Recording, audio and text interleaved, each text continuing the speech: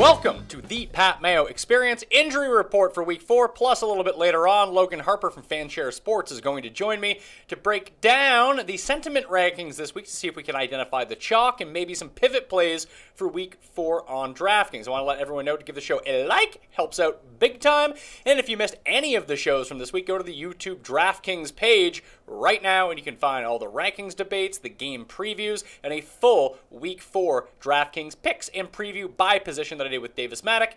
You'll enjoy it. At least I think you'll enjoy it. We'll see. And if you just want to listen to the audio version, subscribe to the Pat Mayo Experience on iTunes, Stitcher, Audio Boom, and Google Play for whatever device you have, and just listen to it on your phone. That's how I do it. But, you know, the video version's great and everything. I do want to talk about the Thursday night game very quickly because the Packers suffered a myriad of injuries. It was kind of a bloodbath out there. Davante Adams, as we saw, got his head bent back. He had to go to the hospital, stretchered off the field.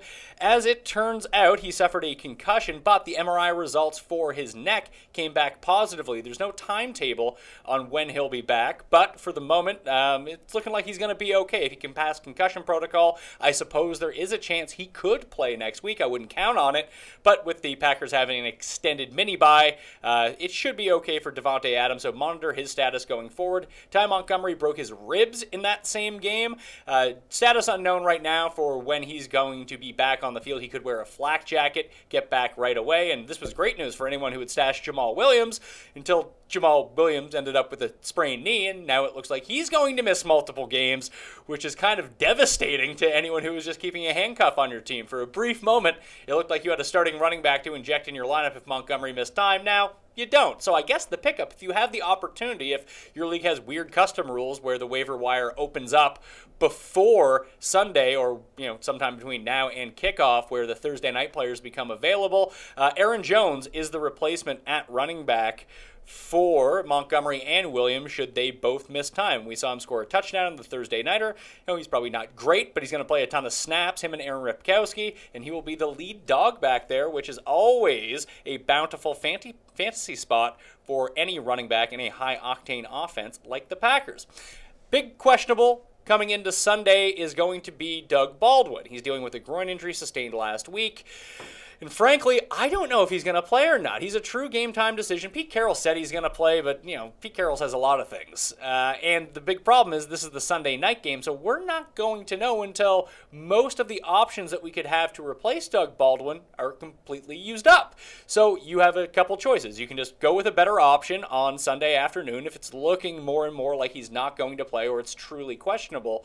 That's something that I would do. I'm going to plummet him down my rankings. If he plays, obviously he's still usable. You're not going to know that, so you don't want to put yourself into a situation where you could end up with a zero. Now, if you have like Paul Richardson or Tyler Lockett from that game, I mean, I wouldn't even worry about scumming the depths for Dante Moncrief or Kamar Aiken or something like that. I mean, I think you probably have better options on your team. Now, if you go into the Monday night game where potentially Jamison Crowder is available to you, although he's almost ubiquitously owned at this point, or, you know, like Albert Wilson, Chris Conley, like these sorts of guys, if you have a better option to start as your wide receiver spot or your flex for Doug Baldwin, or even if you can move him into your flex to give yourself more options to pick up and replace him should he not go, or it seems like he's going to be extremely limited, that's what I would do with that situation. I would not want to leave this to chance, and even if he does play, honestly, how healthy is he really going to be with a strained groin in a game where Seattle's a 13.5-point favorite? If they get up by a ton, what's the point of running Doug Baldwin out there anyway?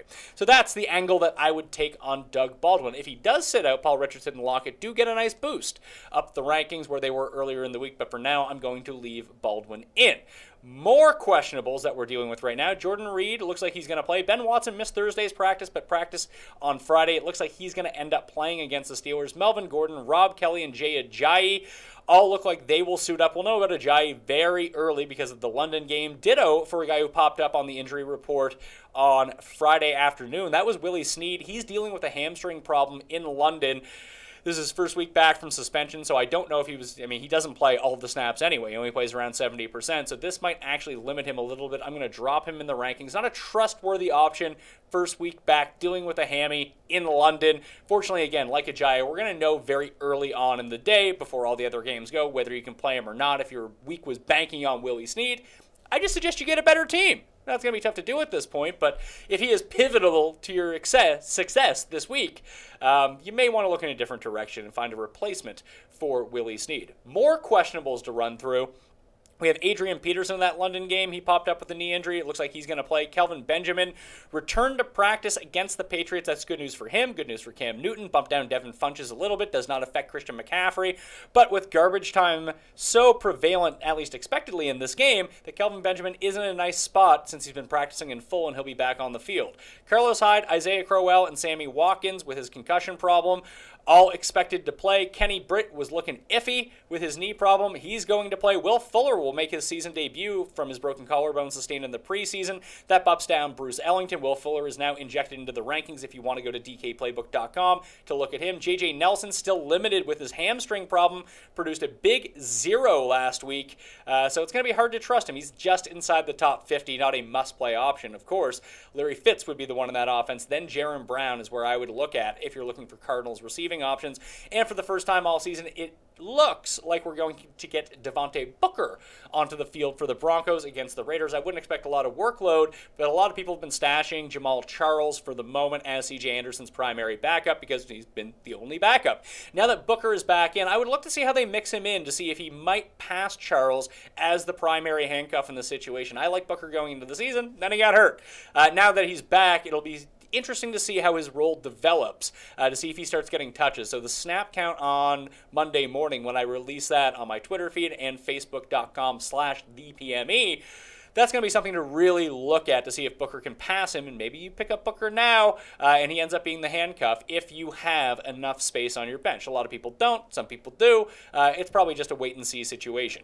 Now, those are the guys that are likely to play. The guys that are unlikely to play, but still questionable at the moment, Vance McDonald doesn't look like he's going to suit up. Jesse James is also limited in practice, but it looks like he will play against the Ravens like we saw last week. You can take advantage of the Ravens with big men if Jesse James plays and there's no Vance McDonald. I do like him as a streaming option, as a high upside flyer. Rex Burkhead for the Patriots, probably not going to play with his ribs. Kenny Golladay missed Thursday and Friday practice with a hamstring injury. He's unexpected to play now. TJ Jones would step into that position for the Lions as wide receiver 3.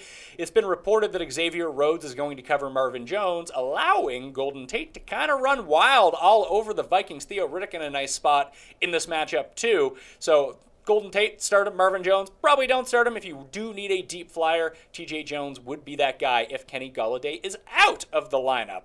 Orleans Darkwa is back, probably not going to play. Wayne Gallman might get onto the field because of it. He's not an instant pickup. The Giants just can't run the ball, but he's an interesting name to look at. John Brown with his quad, Mike Williams with his knee.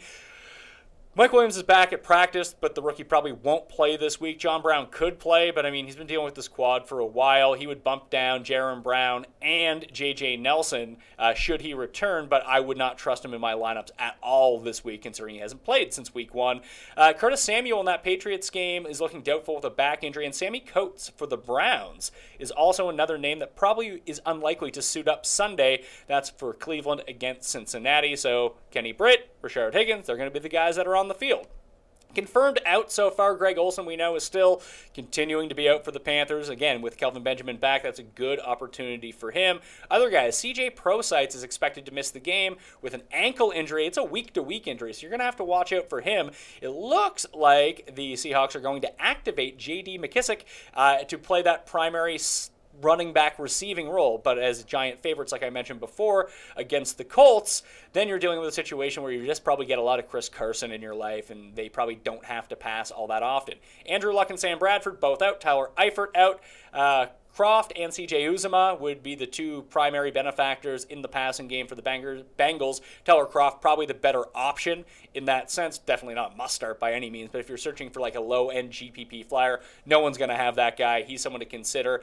And then we have Max Williams for the Ravens, not going to play. John Ross for the Bengals, not going to play. Matt Forte with his toe injury is also out. A lot of people are getting hyped about Bilal Powell, and I really hope it comes through for me because I was big on Bilal Powell coming into the season. This is a rough matchup against the Jags, and maybe they use some more Elijah McGuire. They just signed Traveris Cadet, so this could end up being a committee approach again, even if Forte is not there. I would hope that Powell can play 60% plus of the snaps, and if that's the case, he's going to be a tremendous PPR option this week at home against Jacksonville, but I would temper expectations a lot on DraftKings, as we'll get to later with Logan Harper. He's being talked up as a chalk guy underneath $5,000, coming at $4,600, and a lot of people are going to turn there. If it's going to be a chalky play, it seems like a very good fade from a daily fantasy perspective.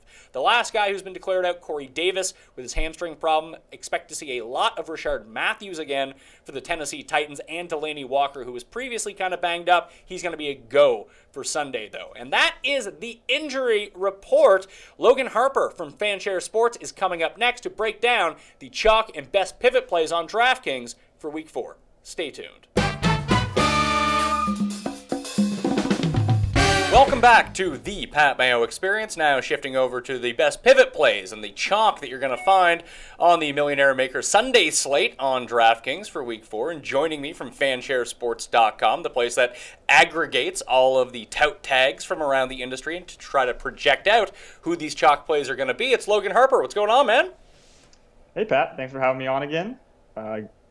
First time last week. Glad to be back again. Yeah, of course. Well, you were having a major sweat last week at the World Championships of the Fantasy Golf. How'd you end up doing? Well, unfortunately, your friend Mr. Andercust cursed Justin Thomas, who ended up, failing to birdie the last hole. Didn't end up winning the tournament. It cost me a little bit, but I ended up in 12th out of the 30 people in the final. Ended up taking home a good enough payday, so I was happy. Oh, congratulations. And next year you have something to strive for. First place instead of 12th place. I just hope to qualify. Exactly. So, yeah, no, it was a great week and a fantastic sweat. So. All right, so let's get into how Fanshare Sports kind of correlated last week in terms of their ownership tags. And you can go sign up for free at fansharesports.com right now, and you can find out all the tags. And we're going to focus primarily on the start tags. And this adjusts from day to day. It adjusts like midday. So what you might go look at, or even what I'm looking at right now, may not match up exactly because there's such an influx of information coming in at all times. But how did Fanshare Sports do last week in terms of projecting who the chalk was going to be? Yeah, so last week the final tag count actually correlated. Every top tagged player at every position was the highest owned player, except for at tight ends where Doyle and Ertz were 2-1. So the way we kind of aggregated it, if you were kind of the most tagged, you ended up being the highest owned. Most of these positions were roughly 20%. So. And it was actually a great week to fade the chalk. We saw the worst week of the three this past week for chalk. They only averaged about 10 to 12 points there, and there was a lot of guys that ended up at that 1 to 2 point range. Doyle and Higgins exclusively. All right, well, let's get into the positions for Week 4. We'll start with running backs, and at the top, a name that I was frankly kind of surprised to see was Ezekiel Elliott. I'm not surprised because it's a nice matchup. It's at home. They're big favorites. It correlates well, but the one thing that I noticed from a lot of these top tagged running backs is that they're all kind of expensive. It's going to be hard to get all of these guys into your lineup. So I feel like there's going to be a little bit of a gap on some of them. So it's Ezekiel Elliott at number 1. Then it's Mixon, Fournette, Delvin Cook, LaShawn McCoy, Christian McCaffrey, Chris Carson in the Sunday night game for the non-main slate, Bilal Powell, Devonta Freeman, and Todd Gurley. Do you expect Ezekiel Elliott and Mixon to really be 1-2? And if Mixon is going to be super highly owned in a tournament setting, I like Mixon this week. I like the upside, but I feel like he has no floor. Like, this could go wrong in a hurry, and almost like what you said last week with Rashard Higgins, where it gets to a point where just betting on him not to perform well is actually a plus EV move in your favor. Would that be sort of the case with Mixon here? I think Mixon's the perfect candidate for that this week because at the top, you mentioned people might pay up at running back, and I think Zeke's the prime candidate for that. But there's other guys that they might be willing to pay up for in that 7K range. But I think you're going to have to pay down somewhere across the board, and I think that second running back position, people are going to really want to pair with Mixon there. So I think just like you said, there's still a floor there that no floor, and he might end up a bust. And I think that's where you can pivot off of at that same range to someone like a C.J. Anderson. Yeah, well, C.J. Anderson's getting basically no hype this week. And I guess if I was thinking from a floor perspective, I mean, I'm going to be very, very highly invested in the Broncos passing game this week because I think it sets up very well against Oakland. But that's not to say that the running game doesn't. I just want to kind of bank on the fact that Simeon, Sanders, and DT are kind of go crazy in that game, and CJ Anderson, at least from my perspective, gets left out. But just because I want that to happen doesn't mean it's going to happen. So I think that might be a very smart move here, is go off of Mixon onto CJ Anderson, because I like Mixon. I think that his upside is definitely something that you do want to invest in, but I liked it a lot more when I was hoping I'd get him at like 4%, 6%, something like that. Now that everyone's on him, I think you're right. We need to go to a different spot in the running backs. Of all these highly tagged running backs in terms of starts, is there one that you can see kind of falling off? Because like I said, there's a lot of players around similar price ranges, and no one's going to be able to fit them all. Do you see it sort of the ownership distributing evenly across all these guys, or do you think it gets focused on one or two of them? No. So kind of as I just mentioned, I think because there's very few kind of options below $6,000 that's going to get that same amount of volume that you would expect out of a top-tier running back, I think Mixon will end up getting the highest ownership there. I think people will really try to fit him in that second slot. And I think at the top, one of those guys like McCoy might be able to, fly a little bit under the radar, even though he is at 21 start tags. If people do end up going Elliott, McCoy might be right there, maybe around 10% ownership. Okay. I think Gurley even then a little farther down with 14 tags, going against that, that Dallas defense that hasn't looked fantastic this year. He's been, getting all the volume on everything. I think Gurley's a good option right there to get even maybe a little sub 10%. Do you think that Christian McCaffrey is someone that's going to fall below ownership projection or maybe even exceed it? Because it seems like people are very torn on him this week. I'm going to push all in on Christian McCaffrey. I think this is a great spot for him against the Patriots. And it feels like more people are leaning with me on that, and they're going to be using him. Do you think that he might end up as one of the top 4 highest owned running backs here? I do. I think people understand, game scripting, and I think the Patriots are likely to be ahead there. And what the Carolina Panthers have done this year is definitely tried to dump it off to him in the flat and get him a lot of receiving options. And I think if they're down, that's going to be a staple of their offense this week. So I think people see that, and I think he'll be very popular. In terms of running backs that are below $5,000, the cheap guys to put in, right now the one that's being tagged the most is Bilal Powell. After that, it's Wendell Smallwood, who actually comes in on the second page of mentioned starts, which I found kind of surprising considering he's cheaper. And I actually think that he has more upside than Bilal Powell. Does it seem to you, and Duke Johnson is the next one, along with Chris Johnson in terms of start tags below 5,000. Do you think that Powell is the one who's going to garner all the ownership from that range, or do you think it gets distributed evenly between Powell and Smallwood, and then to a lesser extent, CJ and Duke Johnson? Yeah, I think Powell will be a little bit higher, but I think at the bottom there it will be kind of distributed pretty evenly. I think it's Powell and then a little bit of a drop off, then a pretty even distribution. Buck Allen is another one I think has a potential pivot play in that area. Right now he has 5 start tags. One of those is mine, so I mean there's only 4 other people kind of talking him up right now, and I just think that he makes a lot of sense here just based off recency bias. A lot of people watched that London game last week and he didn't do much against a really good Jags defense, and the Steelers defense, not a slouch, but you can kind of pass on them a little bit, and I feel like that with Buck Allen playing the majority of the snaps still over Alex Collins and Terrence West, if this gets into a game where they need to score points and come back a little bit, game script doesn't really write him out, and he can pile up a lot of PPR points in the situation. Like, yes, if Bilal Powell gets 80% of the snaps, he might end up with 9 catches, but his overall upside I don't feel like is all that great. It's not significantly higher than someone like Buck Allen. So if Bilal Powell is going to venture into the double digits in terms of ownership, I think that moving on to Buck Allen makes a lot of sense. Is there a chalk point for some of these guys below $5,000 at running back where you would just completely avoid, or do you think that anyone even gets to that level? I don't think anyone at this price range will get to kind of a chalk point level, as you mentioned. I think, it only really comes into play above, 15, 20%, and I don't think any of these guys are really going to touch that level. Maybe Powell, just because people are going to have to pay down somewhere. And but other than that, I don't think anyone's really going to touch that range. Okay, let's move to wide receiver, and no surprise, the guy who was the most tagged along with Rashard Higgins last week was A.J. Green. He produces a good game. He's still the cheapest of the elite receivers, and he has a good matchup against the Browns. He's number one with 5 more start tags than DeAndre Hopkins, who comes in at 2. DeAndre Hopkins is still limited in practice, by the way. If people want to make a bit of a mention of that, just look into it and see how things turn out on Friday afternoon to make sure that he's a full participant, then he's going to be ready to go.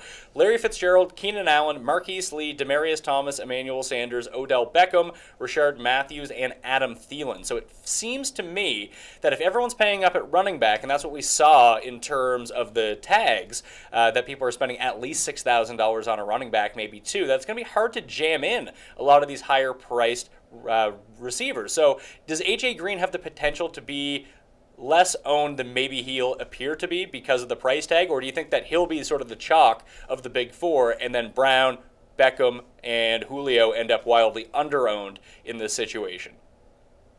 I think because of the situation that you mentioned where he's very popular last week, had a fantastic game, people are still going to carry that over and, allocate a portion of their GPP, budget to A.J. Green. So he's definitely going to get, from that subset of people, they're still going to give him, 30% of their ownership to A.J. Green. So he's definitely going to be popular still. And I think Odell has a chance to be, the second most popular in that range. But I think there is going to be a big cutoff of the big 4 between A.J. Green and the rest. And I think, like you said, I think people are going to pay up at running back. And I think that's the reason that Hopkins and Fitzgerald right there at 6,000 are going to be extremely popular this week. Yeah, and I think that the 2 Denver guys at 6,300 and 6,100 make a lot of sense too if you're spending a lot at running back. That's if you start your team with 2 of those $6,000 receivers and then drop down to Marquise Lee, which a lot of people are doing, that is the play to be able to fit everyone into your lineup, especially if you end up going with one of those Bilal Powell or Wendell Smallwood types to save some salary cap space there as well. But is there a point with Marquise Lee where he seems to be the most popular of the $4,000 receivers? Can you see him actually being bumped up in ownership? I love Marquise Lee this week, but I think he's a much better cash play than he is a GPP play. Is there a point where his ownership would get too high that you would fade just based on that? Yeah, especially because if the game script goes to where they build a lead against a bad team there, I think it can get away from them. And I think if it gets to about that 20% ownership, which is kind of what we're projecting out right now, I think you might need to, in GPPs, move off of him and just stick to him in cash. Rashard Matthews is another one at $4,900. He seems like he's either going to be the most or second most popular of sort of the cheaper receivers. Again, I think that he is a fine cash play. He might have lower ownership to make him a better GPP option than Marquise Lee, but do you have any real takes on him? Do you think it's worth going all in on Rashard Matthews in this spot, or are there guys in the $4,000 area that just are equivalent and will have 1/10 the ownership? Well, what's interesting with Matthews is Mariota, the quarterback, is not getting much tout at all. He's one of the, I think he's probably like the 12th highest tagged quarterback right now. So I actually really like pairing him with Mariota and trying to get that stack, and then I think a lot of people will be playing him without Mariota, and you kind of have a slightly unique lineup there. Obviously, it's going to depend how you fill out the rest of the roster, but I really do like to pair him with Mariota there against the Texans, which I think is going to have a pretty we'll be able to stop the run there. I think they're going to have to earn a lot of the yardage in the air. Yeah, I think that makes a lot of sense as well. But I guess the last one I wanted to talk about, we talked about the distribution between ownership of A.J. Green and the 3 other top receivers, which seemingly is going to be very pronounced. I like Beckham a lot, especially against this banged-up Bucs defense, who we just saw the Vikings exploit last week. I think Beckham can generate some big plays. Sterling Shepard is another one at $5,000 that I think you can go with. And, he's on the second page of the tags. He'll be owned, but not to really a great extent. What about Antonio Brown and, coincidentally, Le'Veon Bell along with him? They're not really being talked up. I talked about this on Wednesday's DraftKings show with the picks with Davis Maddock, where it seems like a situation with Lev Bell where his price is coming down, yet no one is still playing him. We know the upside, we know the volume, he just hasn't been efficient at all. But do you just play Le'Veon Bell every week until he has the big week because you're getting him at sub 5% ownership? And if you don't play him, can you just start playing Antonio Brown? Because it doesn't seem like anyone's going to play him either. Yeah, I love Antonio Brown this week, and I think, as you mentioned, you need to make a decision. Are you going to play Le'Veon Bell throughout the next 5 weeks and try to ride him out to a GPP win eventually? I don't know if he'll be sub 5%, but I think if you're going to make that decision, you just keep playing him and try to get overweight the field. I really do like Brown this week. He's been getting a lot of the volume and acting on it, and I think this week won't be any different. Yeah, and if you can get an elite Antonio Brown, although it does take up a lot of your salary cap space, it is a move that I really like. It's one that I think I'm going to pivot off of A.J. Green onto a lot of Beckham and then some Antonio Brown as well. I'm kind of worried about Julio's back, so I'm going to stay away from that situation. But I think that's going to be my move, and if A.J. Green beats me, well, then A.J. Green beats me. If not, I've boxed out a lot of the field, I feel. If A.J. Green has, even just a middling game, doesn't go off, and one of these two guys does, I have a huge leg up in some of these giant tournaments. Let's switch to quarterbacks, and we saw a lot of expensive receivers, a lot of expensive running backs, and as it turns out, what everyone is doing is paying down at quarterback this week. Deshaun Watson comes in first in the tags. He has 34 start tags. That's the most of any single player this week. Trevor Siemian at $5,200 is second. Andy Dalton is third. He has 19 starts to 2 sits in terms of sentiment ranking. He's $5,800. Then it's Tom Brady. Then Palmer, Eli Manning, Russell Wilson, Tyrod Taylor, Phillip Rivers, and Dak Prescott. It seems like Watson is going to be the absolute stone chalk at the quarterback position. I like Watson, but I don't know if I like 18% Watson. Yeah, it seems like there's two options this week. People are going to pay up to Brady, or they're going to pay down to Watson or Siemian. And I think, I'm a big Texans fan from Houston originally, and I just don't know if I can trust a rookie quarterback like Deshaun Watson at this heavy of chalk. So I actually really like trying to go a little bit of pivot here and going toward the mid tier. So who are some options in that territory? You mentioned Marcus Mariota, that he just might be like 0% owned, basically. Is that an option that you would like going with? Yeah, I think he could get in that 1% range, and I just love that play. I think he's got the ability to score some free points with his legs. I think he's averaged about 30 rushing yards past 3 weeks, and he's got that touchdown upside for rushing as well. So I think this week against the Texans, it's going to be a great matchup for them. And I really do like Mariota a lot. I think another guy in the mid range there, for GPP only, is Phil Rivers. I think he's 9th in starts right now, and so probably correlate to around 3% ownership or so. And I think he's always got that upside for GPPs to get a 4-touchdown game or so. Yeah, especially coming off the really horrible game against Kansas City. We see Phillip Rivers rebound a lot, and this is a nice recency bias spot where, Melvin Gordon's going to play, but he's been suffering through this knee injury. They may have to take to the air a lot, especially if Philadelphia can get rolling a little bit. Even Rivers can do himself a fantasy favor. Maybe throw a pick 6 on the first play, get himself down, then he can just go through the air the entire time. Yeah, I mean, I can see that happening. That's definitely a game script I can imagine, and I think he could definitely put up some yards this week against the Philly defense. The most divisive quarterback so far this week is Cam Newton. He has 7 start tags. He has 4 sit tags. People don't really know what to do with him. It looks like they're getting Kelvin Benjamin back for this game, which is good news for Cam. Obviously, it's the health and the lack of running that is concerning everyone about his fantasy upside, and I have concerns about that as well. But in this soft spot against the Patriots, where everyone's just kind of taking advantage of the Patriots' defense right now, just the Patriots score so many points it doesn't really matter, to them at least, and when they have to actually lock down and figure this out. But with no Hightower, again, Cam Newton, I feel like I almost have to play him in a few spots if no one's going to own him, and maybe I'm just burning my money. Do you have any sort of take on Cam Newton, whether you should or should not definitively play him, or is he just someone to have exposure to? It's tough because if this was a year or two ago, I'd say definitely you have to. He's got that like I said with Mariota, he's got some of the freebie running points, but he's really been running the ball a lot less. They've been really trying to protect him, and against this Pat defense, which while it hasn't been fantastic this year, they've got a great coaching staff and they always game plan well. I'm not as sold on Cam Newton as I think you are. Yeah, I just think that if he can get back to doing what he has done in the past, if this is a game where he can start running against a soft defense, and we saw him play a soft defense last week and couldn't do anything with it, and that's what scares me the most. But if this is going to be a spot where no one wants to use him in a high total game where they might have to be trailing the entire time, I don't know. I feel like vintage Cam is the quarterback that can score the most points in any given week. I don't know if this Cam is that Cam, but this is the right spot for one of those giant weeks. Yeah, and I mean, you mentioned it's a high total game, but the spread's so big. They're actually one of the lowest team totals, so Vegas is not expecting them to score that many points. But I guess, like you said, they could be well behind, and I guess they could get a bunch of free points that way. But I don't imagine them scoring that many points in this game. See, I would think that they get to 20 plus here. Every team that's faced the Patriots so far has beat their projected Vegas point total. So I would think that even if it's just through garbage time, that the Panthers can come back and post points. Yeah, that could make sense. Yeah, the number I'm currently seeing in their team total is 19.3 or 19.8. So Vegas is expecting them to score a little under 20, but they could get us a couple of free garbage time touchdowns, like you said. Let's switch to tight ends.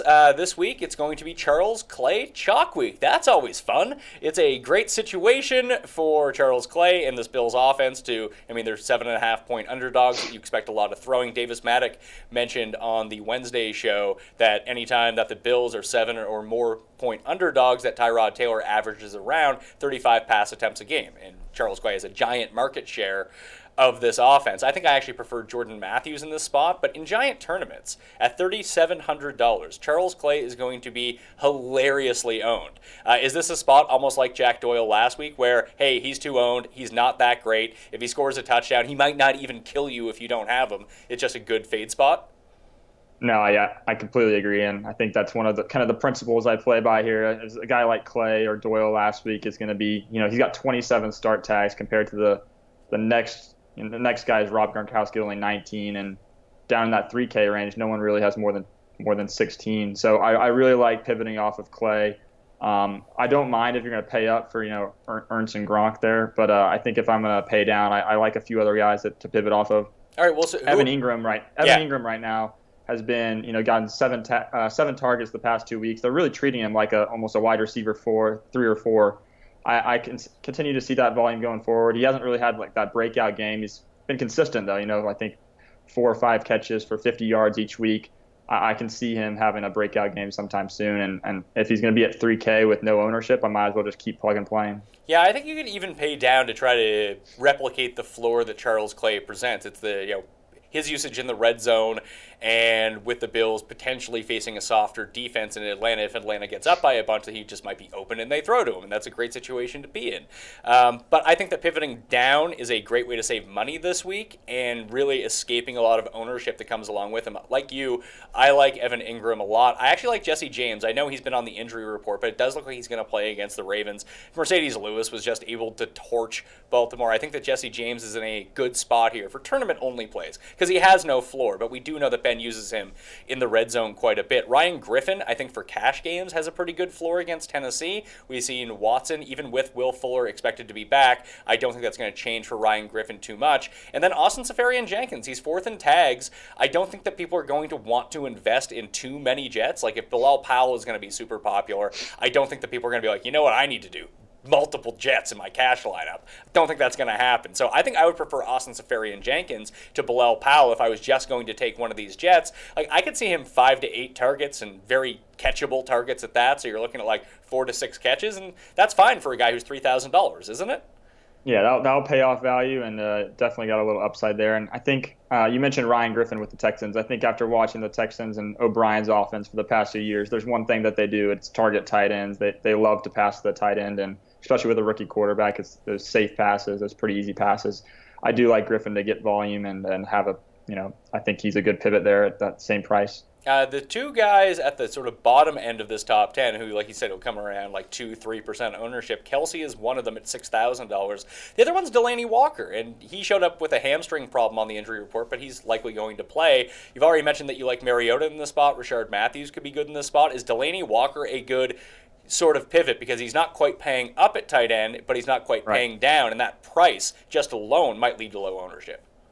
Yeah, it's exactly what you're saying. He's in that kind of no man's land. People, aren't going to pay up or down. I think he's right there at 4,900. I think he's the perfect spot to just go completely overlooked. And given I like Mariota and I like Matthews, I kind of like him as well. I think he'll be a good. I like him a lot of this as a week as a good play. So, all right, defense and special teams. The most talked about defense of the week is Saxonville at the Jets, and it's them and the Bengals are the two that are by far the most talked up. 23 start tags for the Jags, 22 start tags for the Bengals. Then the next closest team is the Detroit Lions with 7. So it seems like all the chalk is going to populate on those two players. And then you got the Lions, the Packers were big on Thursday night. I think that turned out well for a lot of people. Then the Falcons, Patriots, Steelers, Ravens, and Bucks. Is there a defense that's not on that list that you can think of that would make a nice alternative? Or do you think that all the chalk just goes onto those two teams and that taking any other defense is just going to generate low ownership either way? I think the chalk will just completely populate with those two teams because of the matchup. I think last week you saw the Eagles defense in a kind of a similar tag range, and they ended up above 20%, which was crazy. Did not perform.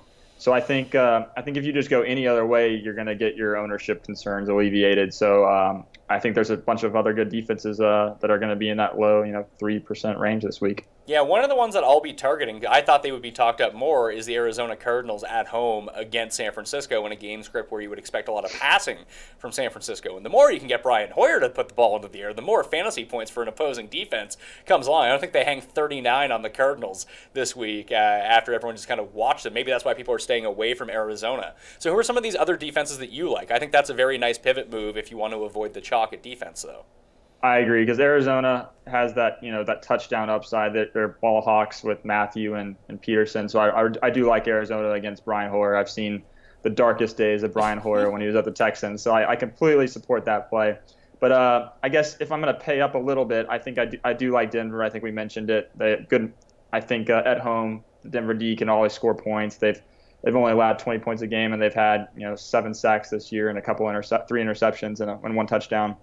So I like Denver against Oakland. Even though Oakland, I do think long term their offense will be fine, but coming off a rough week on the road in Denver. And if I'm gonna pay down, don't laugh, but I actually kind of like the Chargers defense this week against the Eagles at that $2,500 number. I think it gives you a lot of salary cap flexibility elsewhere, and I think they've got a great defensive line that if somehow the game script goes the right way, they can pin their ears back, and you'll have those pass rushers kind of hunting that second-year quarterback in Wentz, who last year was actually pretty turnover prone. Yeah, if they can generate that pressure, it's just we haven't been able to see it from the Chargers because they've been playing either very close games where teams have the ability to run the ball or they've just been down. What about, the Jets were mentioned on the Wednesday show, which anytime I could just blindly play against Blake Bortles, I can't really come up with a great argument against that. I don't love the Jets defense in this spot because they, if the Jags get up, they just run the ball and then there's no fantasy points to be had. I guess the other one is, instead of the Chargers, what about the Eagles? Like, Phillip Rivers is turnover prone. That's true. And no one's going to be using the Eagles after last week. Yeah, that's one of those things. The tag movement this week has been crazy on the Eagles, going from upwards of 30 tags to 1 start tag this week. They're going to have everyone's off of them. They only scored a couple points in fantasy last week after being the heavy chalk. I can see that. Phillip Rivers has been known to throw an interception or two, so I can imagine that as well. Yeah, I need to figure out defenses properly this week because I think that every single one that I started, I had like a collection of 4 defenses that I was mixing and matching through my lineups. I think they all sucked. So that way, the Bucs scored minus points. That's never a good sign. But people are going back. People are going back to the Bucs this week. They were inside the top 10 in terms of tags. Like I'd expect them around like 5-6% ownership. What about the Giants? Like Jameis is super turnover prone. Yeah, he is, and it's just hard. I can't read the Bucs this year, man. I last week I was saying the Bucs D against Case Keenum was going to be the play, and I just can't read that team. They just laid an egg last week after crushing in week 1, and I don't know if I'll go back to them this week. I just can't read. I can't read them right now. I'm trying to actually search for the New York Giants right now in terms of where they're falling, and I don't even think they're listed. I don't think they have a tag. They do not have 1 tag yet. So they don't have a start or sit tag. So no one is thinking about the Giants. So if you do want a super low-owned defense in a spot against a turnover-prone quarterback, I know it's on the road, but the Giants looked somewhat frisky in the second half last week, and the Bucs did not look good. Maybe the Bucs are just a great home team, and we just don't know that yet because they've only played the 1 game at home and waxed the Bears, who apparently just get rolled on the road every time they leave Soldier Field, like we saw on Thursday night. But I think the Giants are just off the radar so much that if you wanted to mix in, like if you played 10 lineups, you'd only need to use them in 1 or 2, and you could really stand to benefit from that if the chalk misses. No, I can see that. I think for me, the team that's the most interesting here, just as far as what ownership will be, is the Lions. I think, as I mentioned last week, I was saying, go up against Case Keenum, the Bucs were going to do well, and now the Lions going up against Case Keenum this week. he performed last week, but the Lions have the third most start tags, and I think they could be, a sneaky ownership player there, garnering maybe up to 10% ownership just because of that matchup. What do you see in kind of Case Keenum against the Lions this weekend? Do you think the Lions are a good play? Yeah, I just don't think the Lions defense is any good. Is the problem? Yeah. Is the problem? And there are certain situations where I can see going to a bad defense the interceptions they had against Matt Ryan last week, like 2 of them were weird tip balls, and they landed directly into the hands of a guy who was wide open and just took it back the other way. Like, I guess the special teams for the Lions has been really good, and if Kenny Golladay doesn't play, TJ Jones is going to be on the field a lot more. So I don't mind the Lions' defense, but they're not going to be a target for me. And if, like you mentioned, they get up around double-digit ownership, I think that's a super easy fade. The hardest one I'm going to have a problem with is if the Jags, and it looks like they're going to be around 20% owned, potentially even more against the Jets. I think they're the best play of the week at defense, but we've seen defenses it's the highest variance of any position. So Is there a breaking point? Will you play any Jags D this week? Because I feel like I almost have to because they're in the best spot. It's going to be tough for me to play some Jags D. I maybe a little bit, but likely no. I'm super on. This is the one position where I can let variance, play my hand, and if I get wiped out because of it, that's fine. But I'm probably going to go elsewhere, and I think, as you mentioned, I'm a little worried about the Lions sneaking up there as well. So I'll probably go to some of these other, good defenses, and not to say the Jags aren't, because I do think they are good defenses, but good defenses that are going to be, in that 3% range. Yeah, the Bengals just seem like a super easy fade if they're going to be 15-20%. Yeah, Kaiser has been putting up some garbage points. So I don't think the Bengals are a great team. And shout out to Wiley77 on Twitter. He's been just hawking on how bad the Bengals are going to be all year. But he's been right. But I don't like the Bengals this week at all. Yeah, I think that's an easier fade for me than just outright fading the Jags. If I can afford it, I might use the Jags in cash and be on my way with that. I'm fine with that. All right, Logan Harper. You can check him out on Twitter at LoganHarper22. You had to change your Twitter handle. Yeah, just too popular, I guess. No, it's too confusing with the middle initial there, so I decided just to change it and make it a little easier. All right, what do you guys have coming at fansharesports.com? I saw today on Twitter that if people can get up to 3,000 Twitter followers for the account, they're going to start giving away some swag. Yeah, so we got some hats. We're going to do a free giveaway. Just follow Fanshare Sports. Once we get up to 3,000 followers there, we're gonna give out some hats, and then, as I mentioned last week, model is coming out on the horizon here. We're going to do some fine-tuning this weekend and hopefully get it out within either next week or the week after. All right. Well, I look forward to having you back on talking about that. Thanks for joining. Hey, thanks, Pat. I'm Pat Mayo. You can follow me at the PME on Twitter, Instagram, and Facebook. Facebook has basically everything if you want to track everything in chronological order of when it comes out. All the cheat sheets, all the rankings, everything can be found on DKPlaybook.com as well. For the video version, go to, or just search the Pat Mayo Experience. It's underneath the DraftKings YouTube page and the Pat Mayo Experience on iTunes, Stitcher, Google Play, and Audio Boom for the audio versions anytime that you want to listen. I'm Pat Mayo. Good luck in Week 4. I'll see you next time.